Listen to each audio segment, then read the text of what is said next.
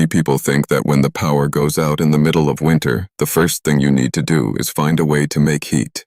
Grab some candles, fire up the generator, turn on the gas stove. Anything to get warm again. It feels logical. It feels like survival instinct kicking in at exactly the right moment. It's completely wrong. Let's say it's 3 o'clock in the morning. You're in Minneapolis. The temperature outside has dropped to 12 degrees. A freak ice storm just knocked out power across the entire city, and your heating system is completely dead. Your first move matters more than anything else you'll do in the next 48 hours.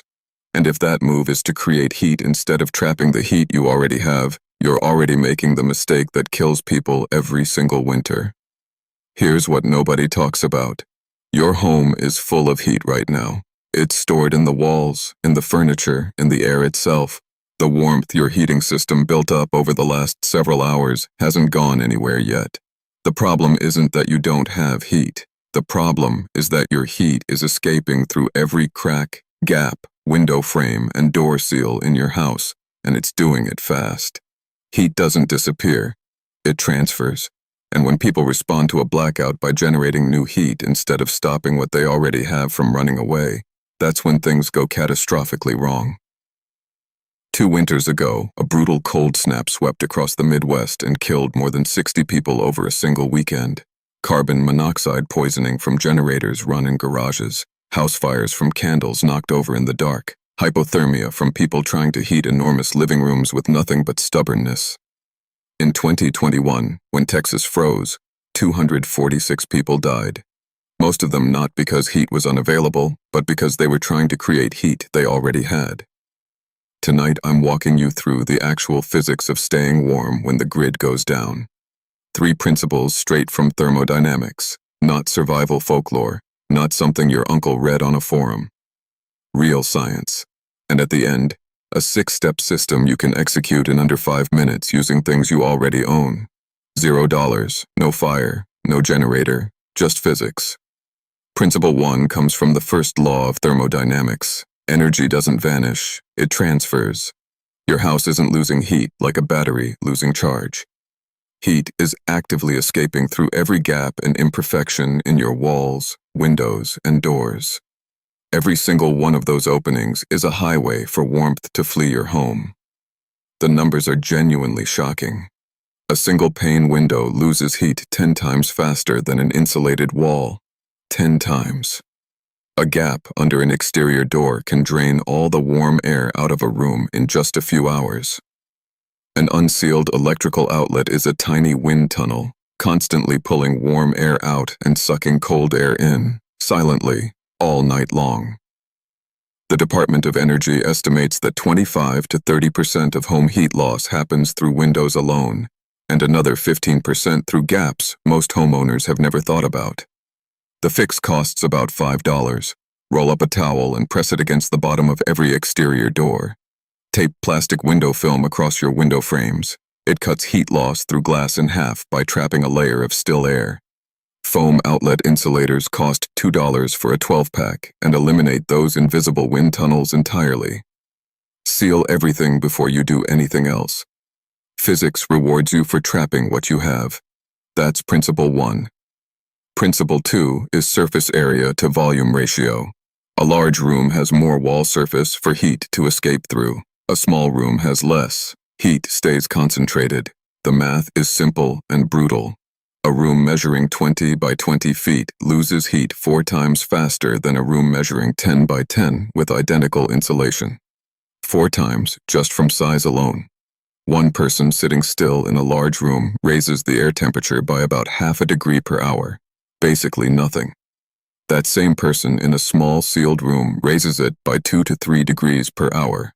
Real, measurable warmth from a single human body, just because the space is small enough for that heat to accumulate.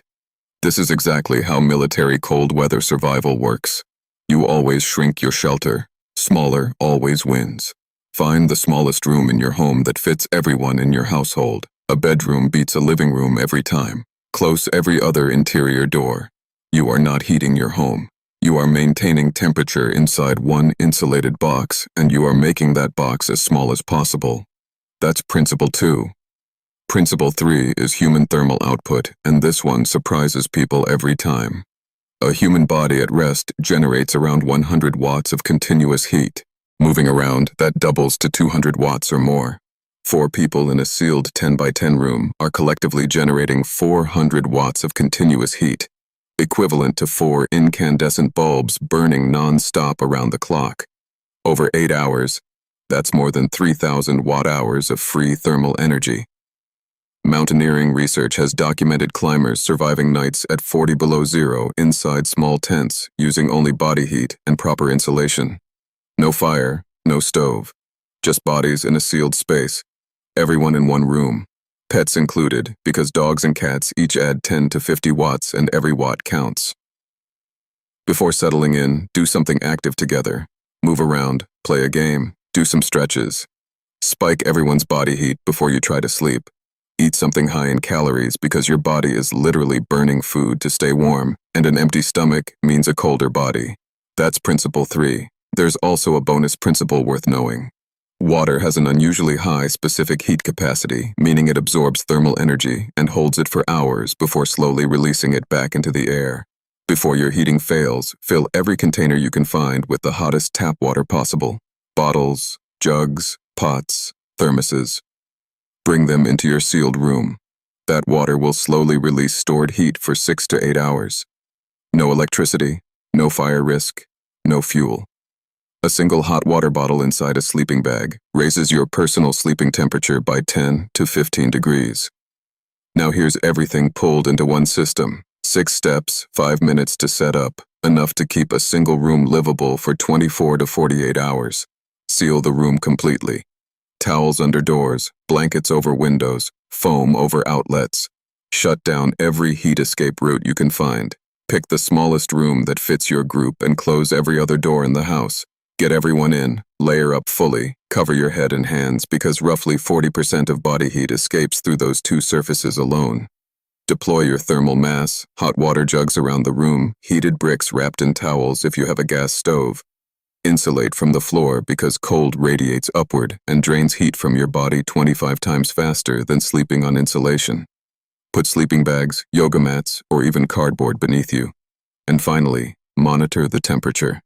If after 12 hours it's dropped below 50 degrees and keeps falling, activate your backup plan and get to a warming shelter. Picture your neighbor Marco losing power the same night you do. He runs the generator in the garage. Carbon monoxide builds up before he notices. He lights candles. One tips over. He drinks whiskey because someone told him it warms you up, and it doesn't. It just makes you feel warm while your core temperature drops. He stays in the big living room because it's comfortable. By morning, it's 34 degrees inside his house. Meanwhile, you sealed the bedroom, gathered your family, layered up, placed hot water jugs around the bed, and insulated the floor.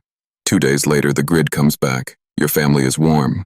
Marco gets out of the emergency room and asks how you managed it. You tell him the truth. You didn't try to make heat. You just stopped losing it. The laws of physics don't care how tough you are. They only care what you understand. This weekend, before the next storm hits, run the drill. Pick your room, seal it, gather your supplies, and test the system for a couple of hours with your family. When the real moment comes, you won't have to think. You'll just execute. If this helped you see something real, hit subscribe and drop a comment telling me which principle surprised you most. Stay warm, stay sharp, and remember, the grid goes down, but the laws of physics never do.